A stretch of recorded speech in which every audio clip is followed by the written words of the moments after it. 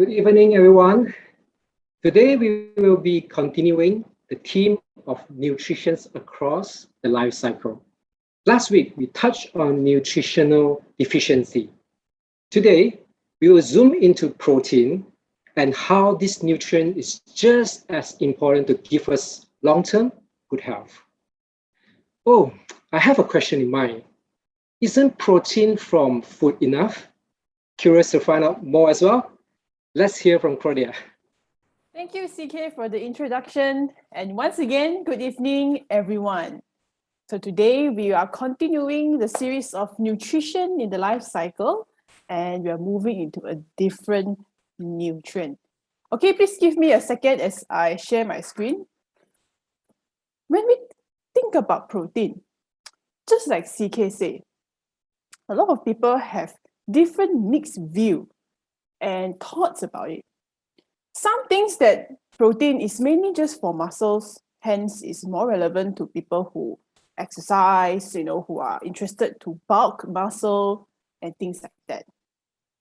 But many do not know that protein fuels millions of reactions that happens in the body every single second.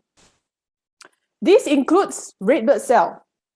For your information, red blood cell is 94% protein. So without protein, you will not have blood flowing through your veins. Enzyme, okay, that help to speed up reactions in the body is also made up of protein. And things like collagen, your collagen fibers is made up of protein molecules. Insulin, we are talking all about insulin, is also made up of protein. Antibodies, and also calcium pump. This is required in a lot of nerve interaction, a lot of cell signaling, and as well as muscle contraction.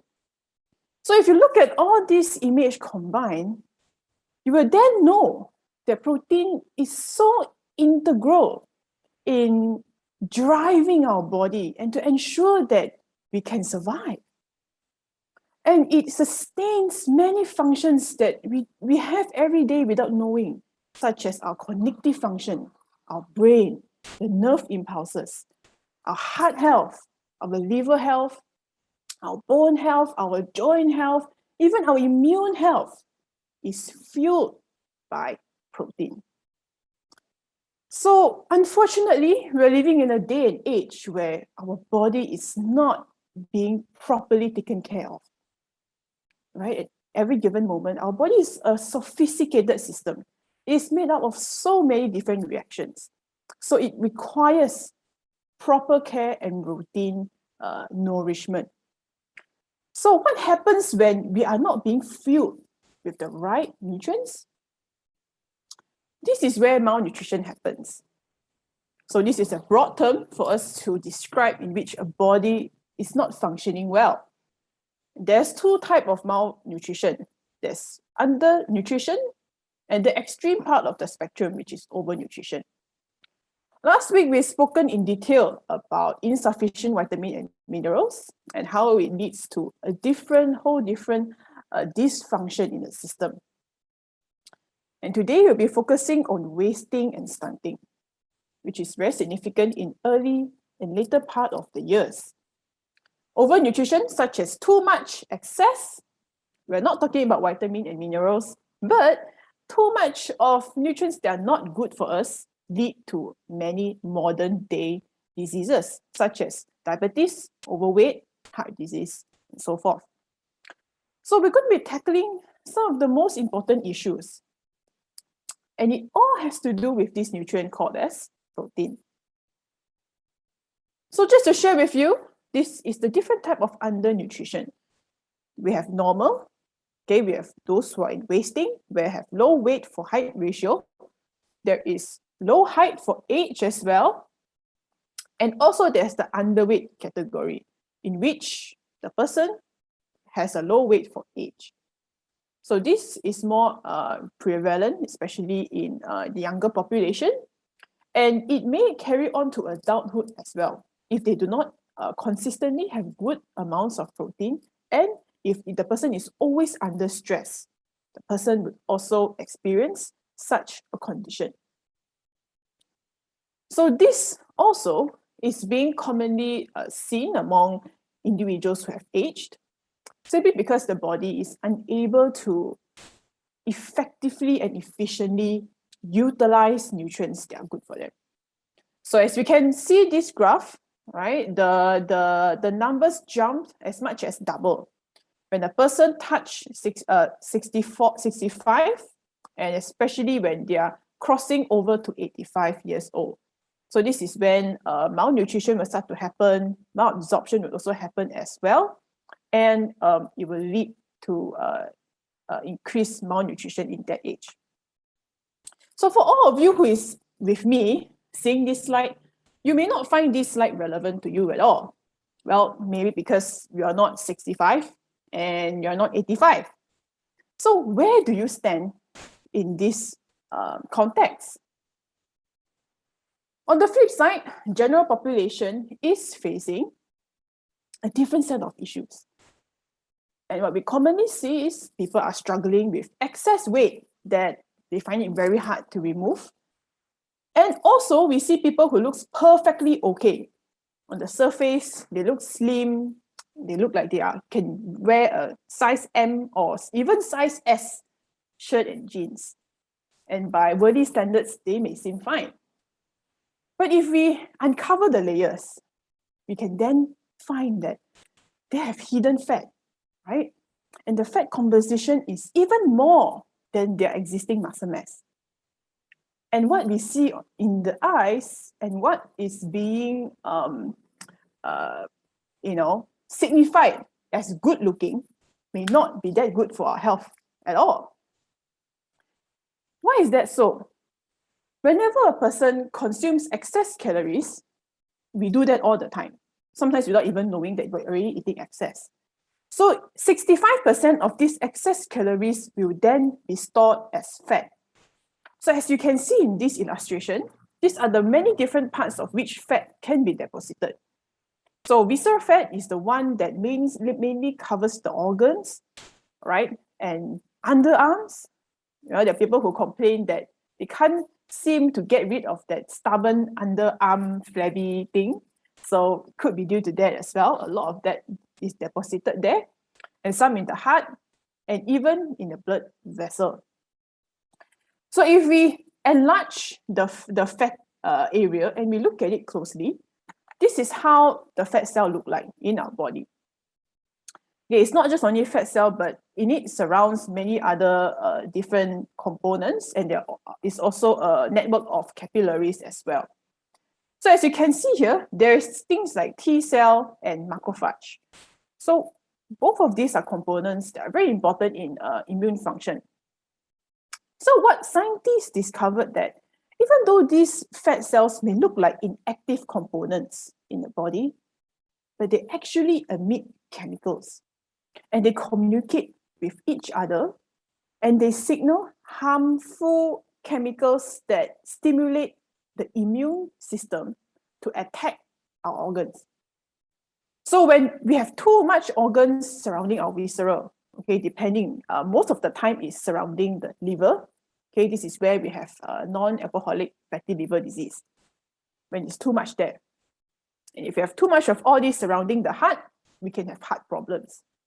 And if you have too much of all these fats surrounding our blood vessel, then we know there's arteriosclerosis. So this is how inflammation happens when we have too much fat cells in the body. At the same time, all these large fat globules, they will also they will also release smaller particles of fat through the capillaries, okay, in the blood and to all over the body. So this is where we have other set of problems, such as high cholesterol, okay, high LDL, high triglyceride, and all these things are being mobilized by this large adipose tissue. And at the same time, they also cause a whole bunch of disturbance to the metabolic system in the body, causing our insulin levels to be all over the place. So you may not be able to have a visualization. So this is how it looks like. When the person has excess intake of high carbohydrate food, or they prolong, okay, for a long period of time, they're always eating simple carbohydrate and they do not have good quality protein to buffer that. This is what will happen, right? Your blood will be crowded with a lot of sugar molecules, as we can see here. There's more sugar molecules than blood. So when this happens, we will then stimulate the pancreas to work very hard to produce this thing called insulin in order to decrease sugar in the blood. But over a repetitive period, when we always eat high carb food, it will then render the cells in our body to be malfunction. Okay, the insulin receptors that are supposed to bind with insulin becomes resistant. So it's unable to bind to insulin, so the sugar cannot go inside the cell at all. So this is when your cell will be starving. Okay, even though there's tons of sugar molecules surrounding your blood, but your cell is unable to respond to it. So what happens is that it will signal starvation. You'll be very, very hungry. Okay, and you're high, and the problem is, even though you're hungry, it doesn't solve the problem of high sugar and high insulin.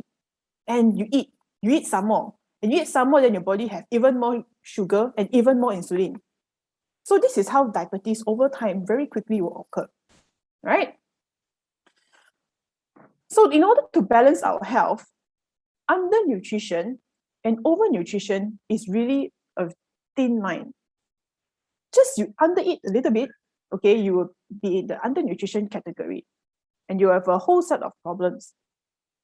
And if you overeat, okay, overnutrition on things that we love to eat, like carbohydrate and like bad fat, very quickly your health will be tipped on the other side of the scale.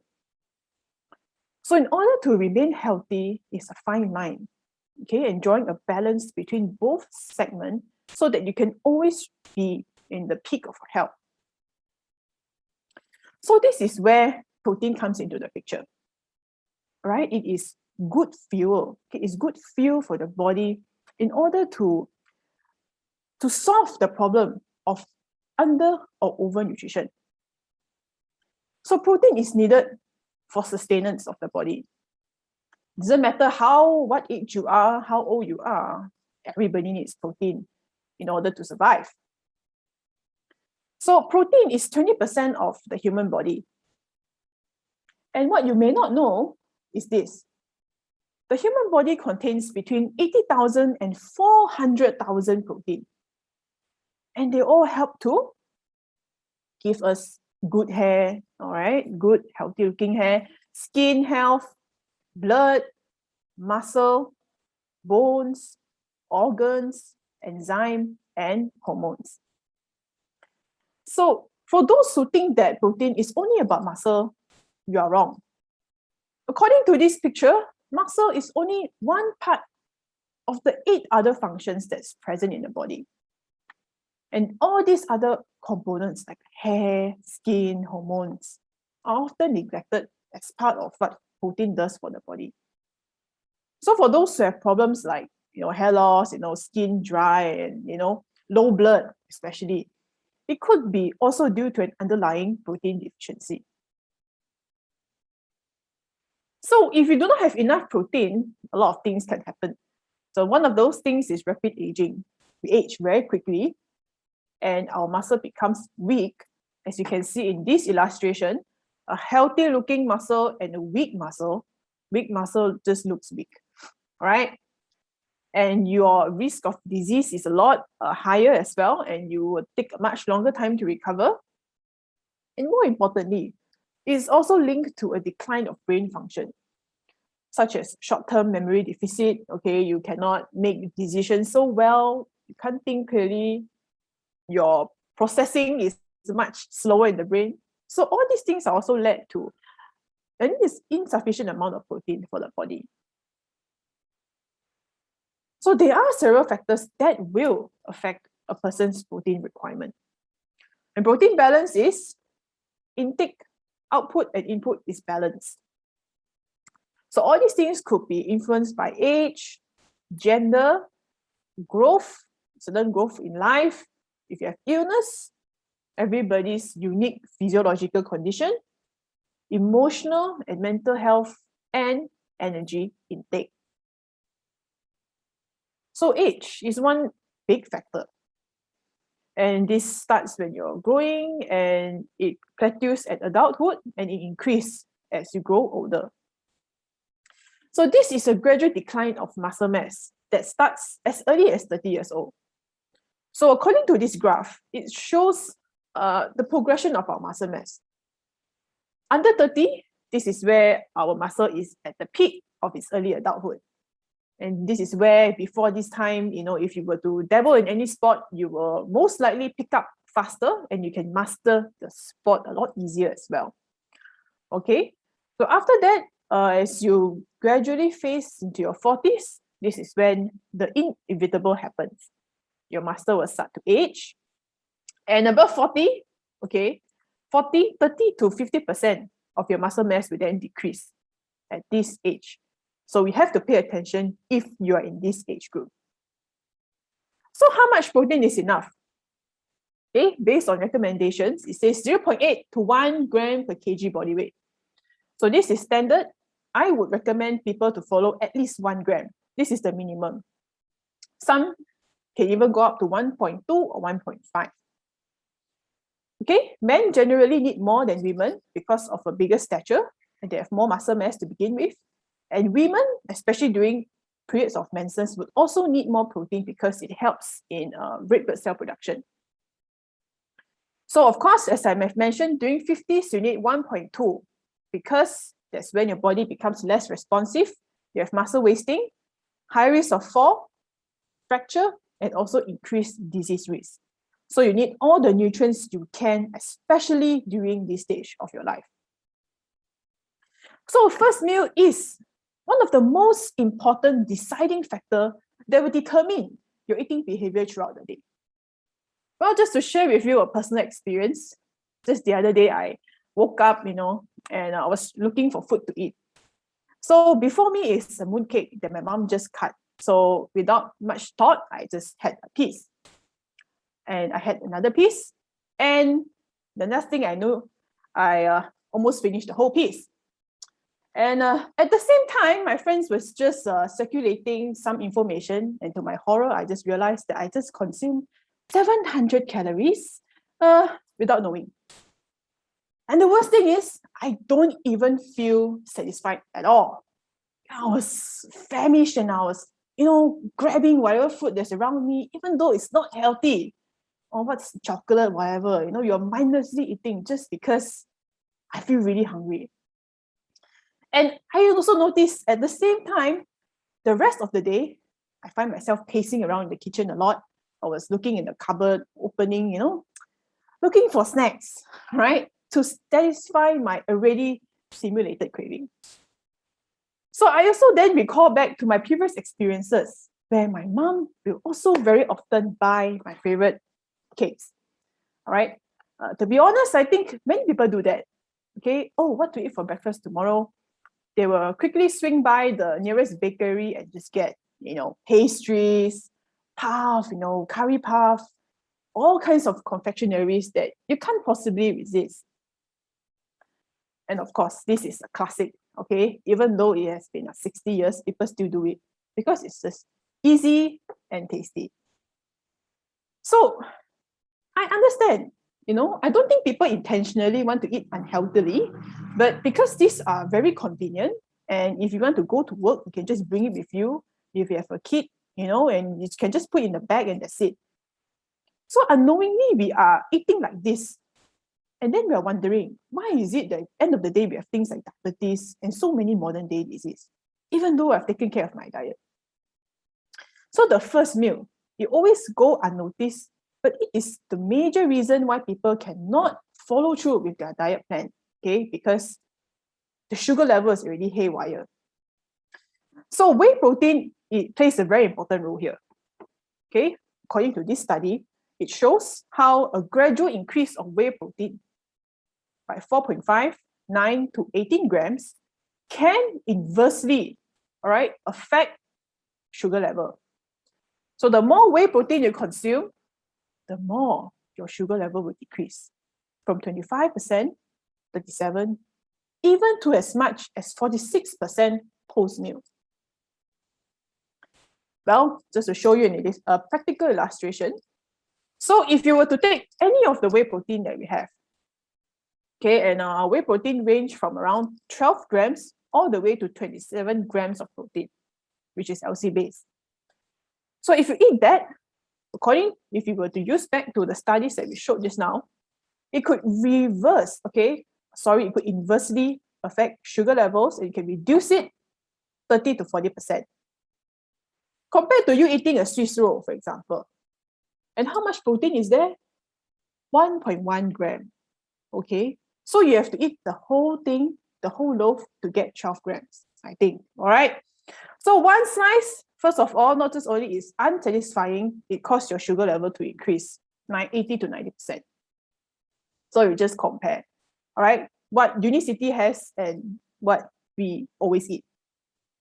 Okay, it does a big difference in the body. So this is where we have to change. For some people, they may find it resistant to, every morning you want me to eat powder. It's, you're depriving me of life, okay? So there are many ways that you can incorporate it as your first meal. You can make it interesting.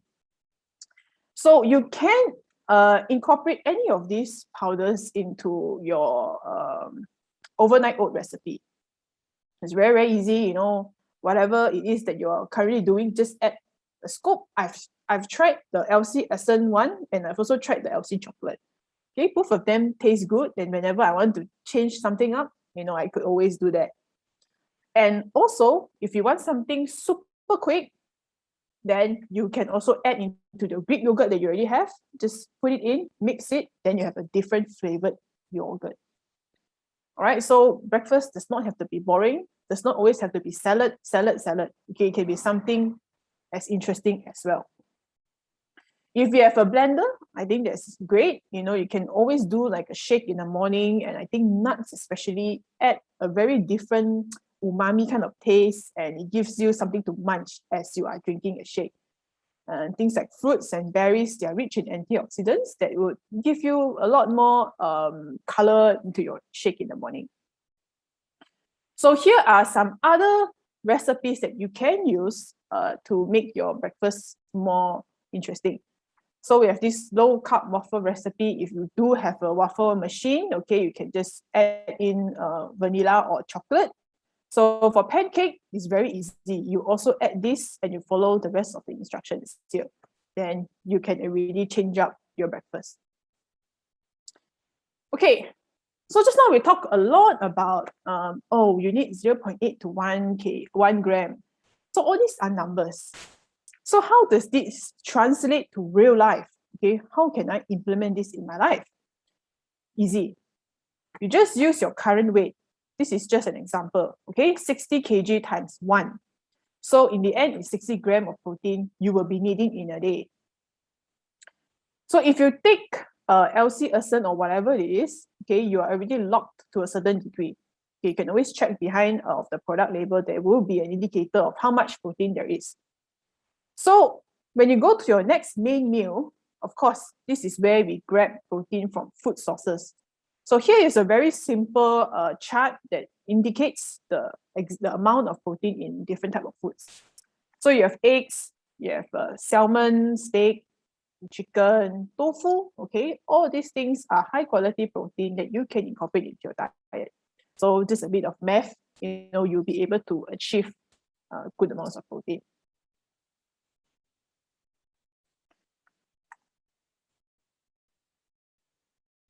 So there's other conditions, okay, apart from this, that will also require an increased protein intake. So one of it is stress. So whenever a person is stressed, your body will work harder. Your heart will beat faster and your blood will flow a lot quicker. So your organs such as your liver have to work very hard to filter, the blood. So all these things will require energy. And at the same time, your cortisol, your stress hormone will also be very high. And this is where your sugar level also will be very high. So if you want to calm yourself down and make sure that your body is well nourished and to not crave and reach out for unhealthy foods, this is where you need to take an extra serving. Yeah, especially if you know you have a long day, you have many clients to meet, then you have to also preempt for that.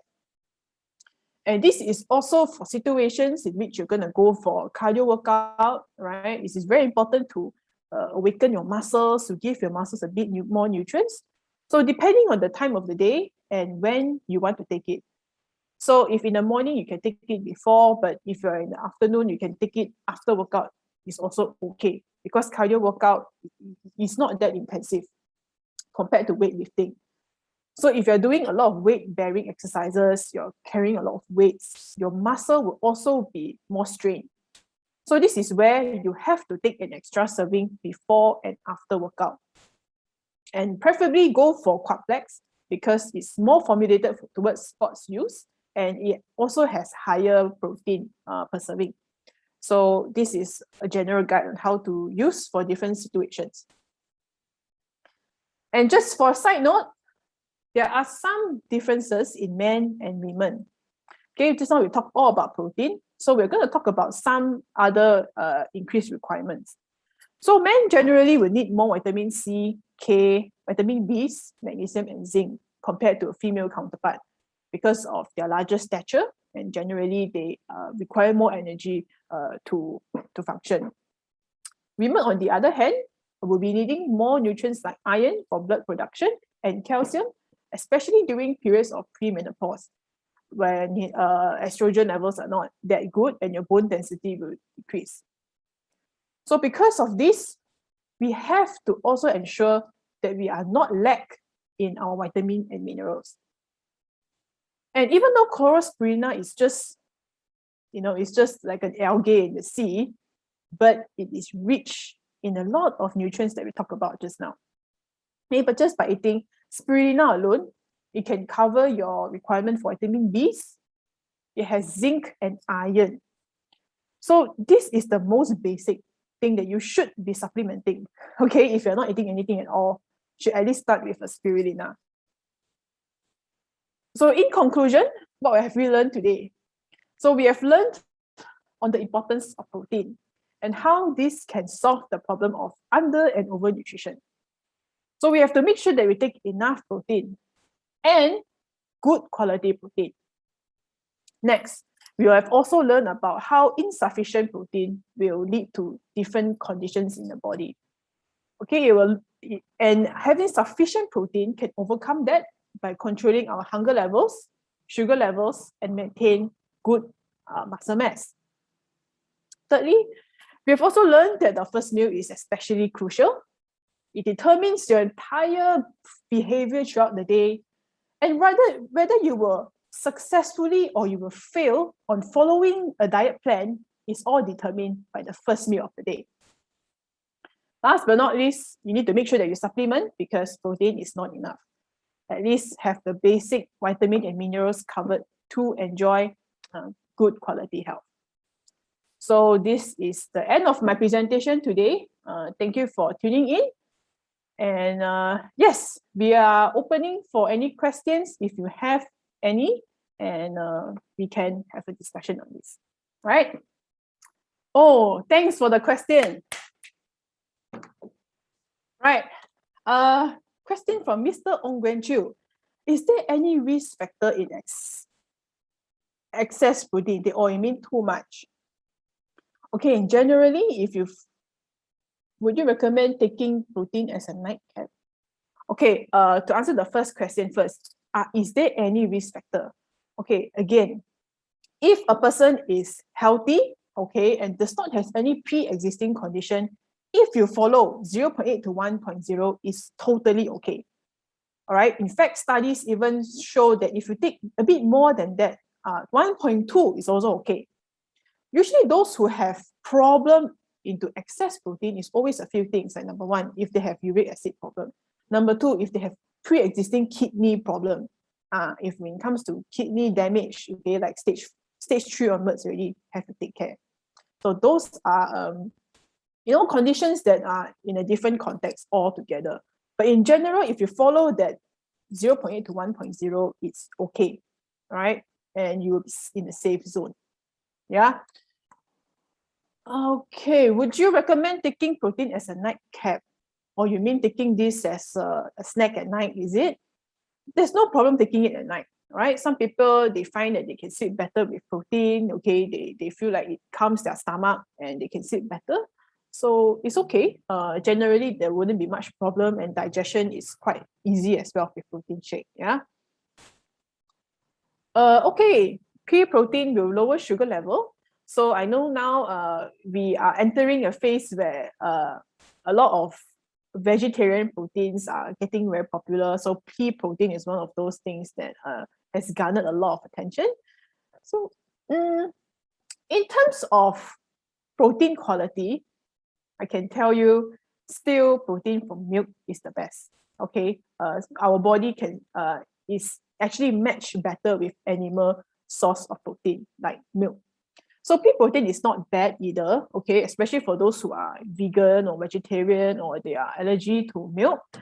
It's still a great option, okay? But pea protein in general is not a complete protein. If you were to compare pea and soy, soy is better than pea. So I would say that, yeah, pea protein is also okay, but would it really lower sugar level? I'm not sure to how efficient it would be compared to whey. So this is something that we still need more investigation or some research, more research to find out. Okay, from Neo Venorica, Vast Life C Plus and chlorospirulina contain zinc. Is there any other products also? Thank you. But yeah, BioSlife C Plus does have some. I think our protein shakes also have zinc, you know, essence, chocolate one, vanilla also have zinc inside. They are fortified as well. So those are other things. If you take, you will also have a bonus zinc in your diet, right? So I hope this helps. Is it safe for teenagers to consume protein shakes at breakfast? Okay, I'm sure many people also have this question. Okay, can a kid or or teenager eat? Well, the official Unicity stand is this. Okay, because we don't do official clinical trials on this population group, so we cannot officially recommend anything. Okay, because we don't have the data.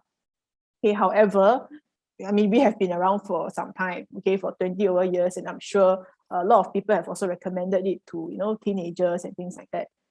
So far, we haven't really heard anything negative, and we do hear of, you know, like teenagers, okay, usually 13, 16 onwards is fine, okay, protein, because if you compare protein to a chocolate drink, right, of course, you know, a protein is so much more nutritious, okay, as 12 gram of protein. Now, compared to the illustration just now, the cake, only 1.1 gram of protein. Obviously, the whey protein is better, right? So if you just take it for just breakfast, you're not, you know, taking excessively, you know, it's not a problem. So even for teenagers, I would say it's okay, yeah. Oh, okay. Can lactose intolerance patient take our protein? So lactose, the only thing that lactose intolerant can take is LC build. Okay, LC build because they already filter a lot of the lactose. So that one is canned. And soy protein. Yeah, soy protein don't have lactose. So these are the two things that those can take. But other whey protein have milk, so it will not be recommended. Mr. or Mrs. A, will take protein lower the side effects of vaccine? Oh, very interesting and a very relevant question as we are all taking vaccination. So far from what I hear, I think vaccination is not, it will not be affected by dietary intake. And I think there's nothing much that will affect the side effects or except for Panadol, of course. But in terms of food or supplements, I don't think there's anything that can lower the side effects. So more of like make sure before you go for vaccination you are well hydrated because you know it can be hot and things like that. Yeah. Okay. So that is the end of today Q&A. Oh, okay. Good. Okay, for Mr. Lim Meng Hai, do you know if a protein intake a matter of concern for cancer patients? This is a very good question, actually. So it depends, all right? There are several situations. if a person, okay, is recovering, in a matter of recovering from a very intensive chemotherapy session, if they've already finished the session, and if they are malnourished, for example, okay, they are very weak and the muscle is already, usually they are, at the state of very severe malnutrition. The doctor may recommend, okay, the patient to take protein in order to, to restore their muscle mass and their overall, nutrition status. So that, in that context, in certain situations, some doctor allows. But if the person is like going to do the chemotherapy, okay, it's already, scheduled for when, okay, usually those times doctors will be a bit more hesitant because they do not want to have any interactions, okay. So what, we do not know, right? Chemotherapy, how would then affect, protein in the body. We have no idea of that. So usually at those times, doctors are a bit more conservative and they will not recommend supplements usually. But post chemotherapy, if the person is in a very severe malnutrition state, a doctor may allow. So that depends on what is a person's medical diagnosis and the doctor's recommendation. Yeah, so this is generally how it is. Okay, thanks. So yes, thank you, Alice. Yeah, happy Mid-Autumn Festival. Okay, if not because of the 700 calories, okay, we can enjoy as much as we can. All right. So thank you, everybody. Thanks for tuning in. I hope you have learned a thing or two and I enjoyed answering your questions. I hope I can see you guys in person. All right. So please enjoy the night and have a great time with your family, and we will see you next month. Okay, thank you. Bye. See you.